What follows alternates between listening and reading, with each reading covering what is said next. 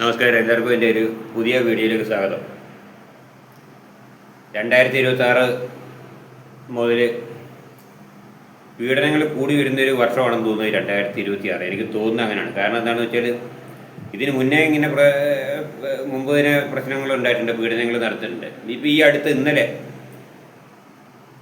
പുനലൂരിൽ നിന്ന്, അപ്പോൾ തമിഴ്നാട്ടിൽ നിന്ന് വന്നൊരു കുടുംബമാണ്. അവർ കേരളത്തിൽ തീർത്ഥാടനം കഴിച്ച് തിരിച്ചു പോകുന്ന സമയത്ത് കൊല്ലത്തു നിന്ന് അവർ ട്രെയിന് കയറി.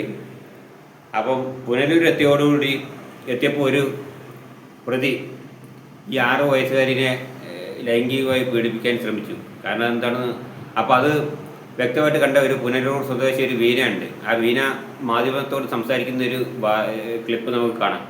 മനസ്സിലായില്ലേ? അപ്പം ഇങ്ങനത്തെ ദുരുദ്ദേശമുള്ള ഞരമ്പ് രോഗികൾ ഒരുപാട് ഇപ്പോൾ ട്രെയിനിലും ബസ്സിലും ഒക്കെ ആയിട്ട് ഉണ്ടെന്നുള്ളത് മനസ്സിലായല്ലോ. കാരണം 6 വയസ്സുള്ള ആ കൊച്ചിൻ്റെ നേരെയാണ് ഇവൻ്റെ ഈ കാമഭ്രാന്ത് ഇവൻ കാണിക്കുന്നത്. എന്തായാലും ട്രെയിനിൽ നിന്ന് അവന് നല്ല കിട്ടിയിട്ടുണ്ട്, ആൾക്കാരുടെ കയ്യിൽ നിന്ന് കുതിരെ വയറ് നിറയെ കിട്ടിയിട്ടുണ്ട്. മനസ്സിലായില്ലേ? നമുക്ക് ആ വീഡിയോ ഒന്ന് കാണാം. അവനെ പുനലൂർ പോലീസ് അറസ്റ്റ് ചെയ്തു. മനസ്സിലായില്ലേ? റിമാൻഡ് ചെയ്തു.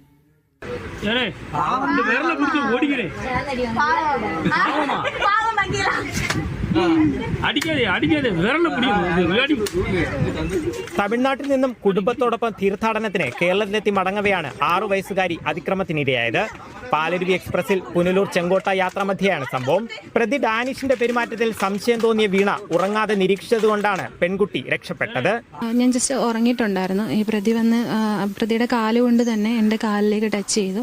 അപ്പം ഞാൻ പെട്ടെന്ന് ഞെട്ടി ഉണർന്നു. അപ്പം ഞാൻ കരുതി അറിയാണ്ട് ചെയ്തതായിരിക്കും എന്ന് വിചാരിച്ചിട്ട് ഞാൻ കാല് മാറ്റി വെച്ചതിന് ശേഷം വീണ്ടും ഞാൻ ഉറങ്ങാൻ തുടങ്ങിയപ്പോഴത്തേന് വീണ്ടും ഇത് ആവർത്തിച്ചു. പിന്നെ ഞാനെടുത്ത് കാല് മാറ്റി വെച്ചു. അങ്ങനെ ഒരു 3 തവണ പുള്ളി ഇത് ആവർത്തിച്ചതിന് ശേഷം ഞാൻ പുള്ളിയോട് ചോദിച്ചു, എന്താ കുഴപ്പം, എന്താണ് എന്ന് ഞാൻ ചോദിച്ചപ്പോഴത്തേക്കിന്, ഞാൻ ദേഷ്യം ചോദിച്ചപ്പോഴത്തേനും പുള്ളി പറഞ്ഞു ഒന്നുമില്ല, കാലെടുത്ത് സീറ്റിലേക്ക് വെച്ചോളാൻ പറഞ്ഞത്. യുവതി ബഹളം വച്ചതിനെ തുടർന്ന് മറ്റ് യാത്രക്കാർ ചേർന്ന് തടഞ്ഞുവെച്ച ഡാനിഷിനെ പുനലൂർ പോലീസിന് കൈമാറി. ഉറങ്ങിയ കുട്ടിയെ ബെഡ്ഷീറ്റോട് കൂടി ഈ പ്രതി എടുത്തുകൊണ്ട് വന്ന് അയാൾ ഇരുന്ന സീറ്റിൽ കൊണ്ടുവന്നിട്ട് അയാളുടെ മടിയിൽ പുതപ്പിച്ച് കിടത്തി. ഞാൻ ശ്രദ്ധിക്കുന്നില്ല എന്ന് മനസ്സിലായപ്പോഴാണ് കുഞ്ഞിനെ ഇതുപോലെ ശാരീരികമായിട്ട് ഇത് ചെയ്യാൻ തുടങ്ങിയത്. പിന്നെ അതെനിക്ക് ഒരുപാട് പറയാൻ പറ്റണില്ല. അത്രയും മോശമായിട്ടാണ്, ഒരു ക്രൂരമായിട്ടുള്ള രീതിയാണ് പുള്ളിയോടെ കാണിച്ചത്. അപ്പോൾ തന്നെ ഞാൻ വീഡിയോ ഓഫ് ചെയ്തിട്ട് ഞാനത് പ്രതികരിച്ചു. പ്രതി ഡാനിഷ് മുൻപ് കണ്ടില്ലേ ആ വീഡിയോ? അതാണ്. പിന്നെ ഇവൻ ഇതിൻ്റെ മുൻപ് തന്നെ പല കൊലപാതക കേസുകളിലും പ്രതിയാണ്. അപ്പോൾ ആള് ചില്ലറക്കാരനൊന്നുമല്ല, ഭയങ്കര വേദന തന്നെയാണ്. കൊലപാതക കേസ്, പീഡന കേസ്, ഇല്ലാത്ത കേസുകളൊന്നുമില്ല. എന്തായാലും അവനെ അറസ്റ്റ് ചെയ്ത് റിമാൻഡ് ചെയ്തതായിട്ട് ഇപ്പോൾ വാർത്ത വന്നിട്ടുണ്ട്. അപ്പോൾ അവരുടെ ആ സംയോജിതമായ യുവതിയുടെ ഇടപെടൽ കൊണ്ട്, ആ സംയോജിതമായ ഇടപെടൽ കൊണ്ട് മാത്രം ആ കുട്ടി രക്ഷപ്പെട്ടു. ആ 6 വയസ്സുകാരി. മനസ്സിലായല്ലോ? അപ്പോൾ രക്ഷിതാക്കളൊക്കെ നോക്കിയിരിക്കുക. അവരുടെ മുന്നിൽ നിന്ന് തന്നെ അവർ ഉറക്കത്തിലോ എന്തോ വഴുതി വീണ സമയത്താവും ഇത് നടക്കുന്നത്. അപ്പോൾ ഈ വീണ പറയുന്നത് എന്താ വെച്ചാൽ, ഇവൻ്റെ ബെഡല്ലേ, ഇവനിരിക്കുന്ന സീറ്റല്ലേ ഈ കുട്ടീനെ പുതപ്പിച്ച് കടത്തിയിട്ടുണ്ട്. എന്നിട്ട് ഇവർ ശ്രദ്ധ മാറ്റിയ സമയത്ത് ഇവർ കുറച്ച് വീഡിയോ പിടിച്ച സമയത്ത് ഇവൻ ഈ അടി കൊള്ളുന്ന വീഡിയോക്ക് പിന്നെ ഇവർ പിടിച്ചതാണ്.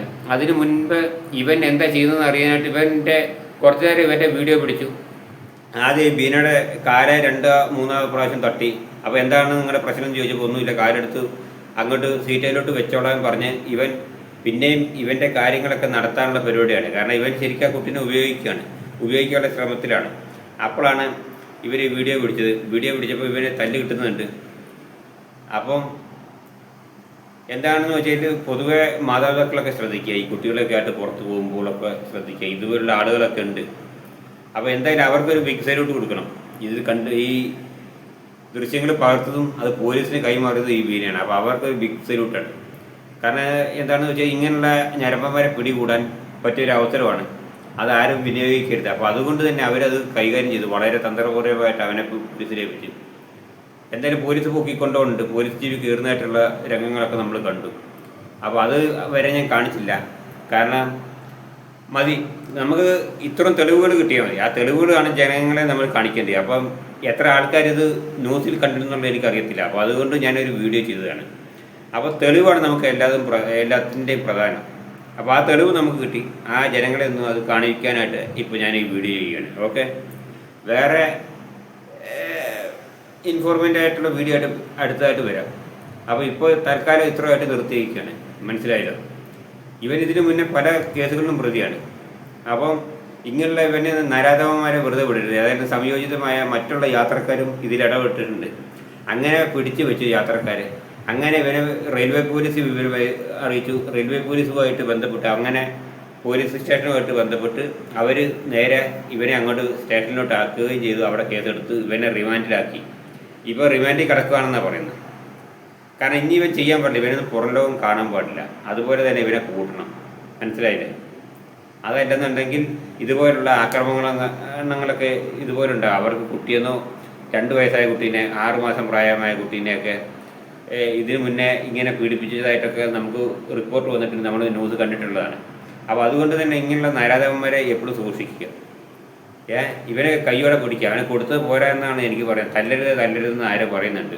പക്ഷേ തല്ലിയ അത് കിട്ടിയത് പോരാ എന്ന് തോന്നുന്നു. കുട്ടികളുടെ ഈ അടിക്കുന്നത് ചിലപ്പോൾ ഒന്നെങ്കിൽ അവിടുത്തെ മറ്റുള്ള യാത്രക്കാരാവും, അതല്ലെങ്കിൽ കുട്ടിയുടെ രക്ഷിതാവ് ആരെങ്കിലും ആവും. എന്തായാലും കൊടുക്കുന്നുണ്ട്. മനസ്സിലായി? അവൻ തെറ്റ് ചെയ്തിട്ടില്ലെങ്കിൽ പിന്നെ എന്തിനാ അവൻ അടി കൊള്ളുന്നത്? അവൻ ധൈര്യമായിട്ട് ന്യായീകരിക്കാമല്ലോ. തെറ്റ് ചെയ്തതുകൊണ്ടല്ലേ അവൻ അടി കൊള്ളുന്നത്. ശരിയെന്നാ നിർത്തുന്നു നോക്കാം.